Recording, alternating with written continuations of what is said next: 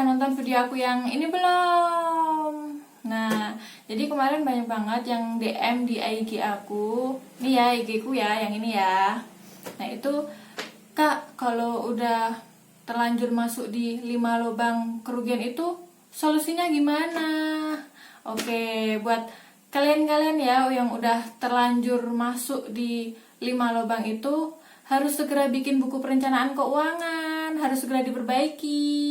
Ingat ya, kemarin ada kerugian menunda investasi. Oke, kemudian isi book plan atau buku perencanaan itu apa aja sih? Aku akan kupas tuntas isi book plan di sini ya, teman-teman. Yang pertama, itu ada neraca, arus kas, sama financial check up. Nah, fungsinya itu untuk mendeteksi bagian-bagian keuangan kamu yang mana aja nih yang nggak sehat. Nah, ibarat kamu cek kesehatan di dokter nih. Nah, kalau penyakit kamu udah ketahuan penyakitnya apa, itu dokter kan jadi tahu mau ngasih kamu obat apa, dosisnya berapa. Nah, misalnya protection planning. Kalian udah berkeluarga apa masih single nih? Kalau kalian udah berkeluarga, penting banget buat ambil asuransi proteksi income. Fungsinya untuk melindungi pendapatan atau income si pencari nafkah atau si suami. Nah, contohnya gini. Misal nih, si suami meninggal, istri tidak kerja, ibu rumah tangga, kemudian anak masih sekolah. Nah, kalau si suami meninggal, anak dan istri, biaya hidupnya dari mana? Uang sekolah anaknya gimana?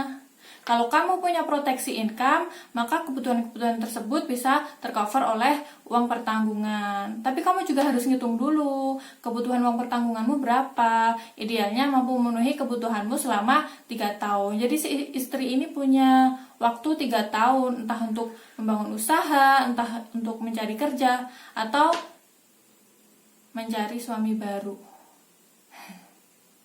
Oke, terus kalau misal nih dalam jangka waktu tertentu si suami alhamdulillah baik-baik aja, tidak terjadi resiko nih, ya uang kamu bisa diambil.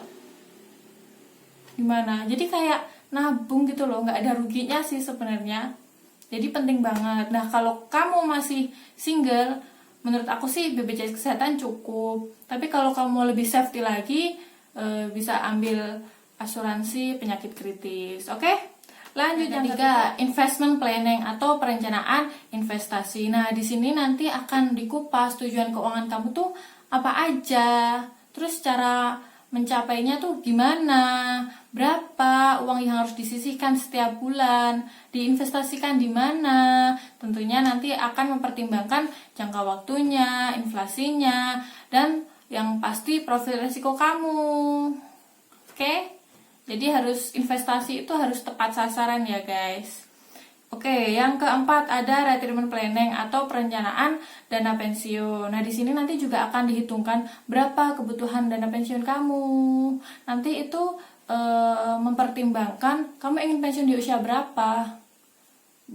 Berapa usia harapan hidup kamu. Gitu.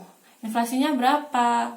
Biaya hidup yang kamu inginkan saat pensiun tuh berapa? Kayak gitu. Dan nanti juga ini tuh disisihkan berapa setiap bulannya supaya tercapai dana pensiun tersebut, diinvestasikan di mana, kayak gitu guys. Lanjut, yang kelima ada tax planning atau perencanaan pajak. Nanti dihitung kebutuhan pajak kamu tuh berapa. Terus gimana supaya kamu bisa membayar pajak tersebut. Kayak gitu guys. Di sini aku nggak akan bicara soal hukum pajak ya guys. Soalnya itu udah zonanya tax planning dan aku belum qualified sih untuk bicara soal itu. Tapi di perencanaan pajak ini tentunya nanti akan berkaitan dengan estate planning. Oke, kita lanjut ke estate planning. Yang keenam, estate planning atau perencanaan waris. Nah, masalah waris di Indonesia itu ada 2 guys. Sengketa, kalau nggak sengketa, biaya transfer aset, atau bahkan malah dua-duanya udah sengketa, biaya transfer aset juga jadi masalah. Jadi gini ya, hukum waris di Indonesia tuh ada 3. ada hukum perdata, hukum Islam, hukum waris Islam, sama hukum waris adat. Jadi kita harus milih salah satu nih, tidak bisa pakai tiga-tiganya. Contoh kasusnya kayak gini, anak laki-laki nih, pokoknya pakai hukum waris Islam, iyalah dia dapat 2 kali lipat. Anak cewek gak terima nih, pokoknya pakai hukum perdata biar dibagi rata. Nah, ada di wilayah tertentu nih di Sumatera, cewek pokoknya pakai hukum adat. Ada di wilayah tertentu tuh, si pewarisnya itu hanya si anak cewek, anak cowok nggak dapat apa-apa. Nah itu estate planning itu mencegah terjadinya sengketa-sengketa seperti itu. Kemudian masalah transfer aset nih, misal warisannya itu satu-satunya hanya rumah senilai 3 miliar. Nah, untuk transfer aset 3 miliar nih kepada ahli warisnya ini, kira-kira pajaknya berapa? Ayo dihitung berapa? Ya kurang lebih 135 jutaan lah ya, atau 140 jutaan lah ya, kurang lebih segitu. Nah, uang dari mana untuk bayar pajak transfer aset itu? Jual mobil atau apa?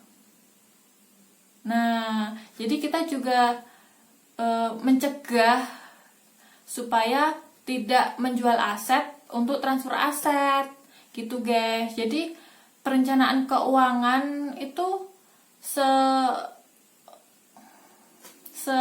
amazing itu menyelamatkan hidup kita. Gimana? Oke?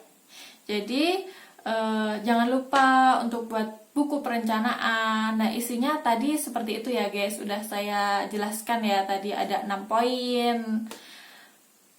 Oke, karena ini udah malam banget, aku bikinnya malam-malam, jadi lanjut besok lagi ya.